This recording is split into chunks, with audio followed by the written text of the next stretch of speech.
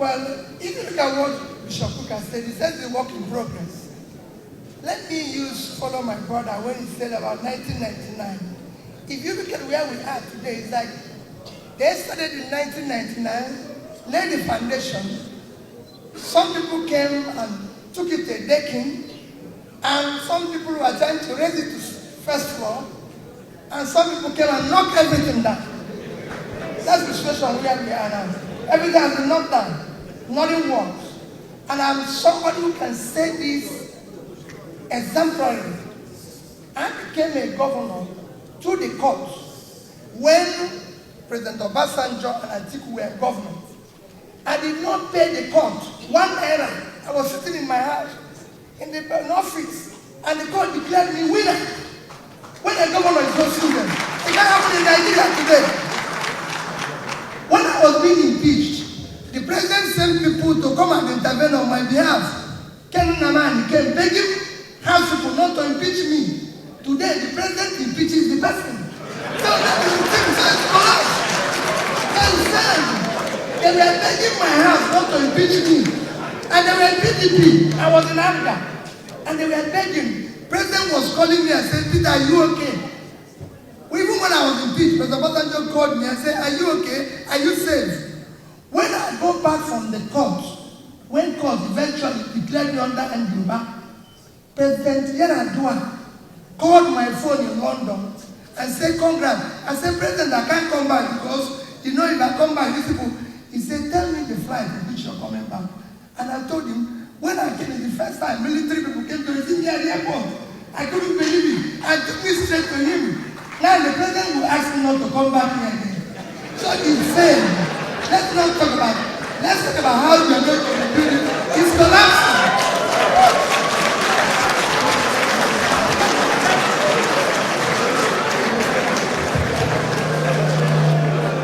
I'm glad that my last respondent said yes and no. So, well, I would say to China, China is not democratic. it isn't. And I'm not going to compare ourselves with Singapore. It's a country of less than 5 million people. But I'll compare ourselves with Indonesia.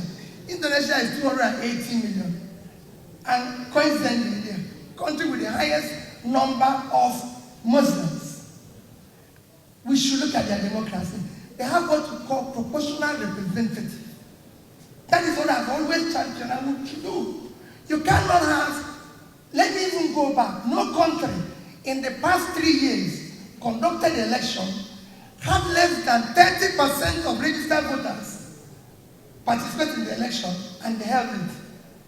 Everyone was going and check from South Africa to Mexico to Indonesia. They were not less than 60%. Nigeria was 23% of registered voters. In that 23%, Nigeria is the only country where you can be declared a winner without receiving 50% plus one of the vote. Our own was 37%. And there's no proportional representation, which is why you can have opposition here. Because if you had that, what is said wouldn't have happened. Because the person there now has 37% of the vote, call it 40. In the Senate, would have had 44 members. PDP, with their leader, would have had about 34 members, and Labour would have had 24. In fact, we should have actually formed government. You cannot have a minority person sitting in government with everything, chasing everybody out, destroying everything. We must change it and have proportional representation so that they give us the elected. That is how it works. And when we do that, go and see it in Indonesia.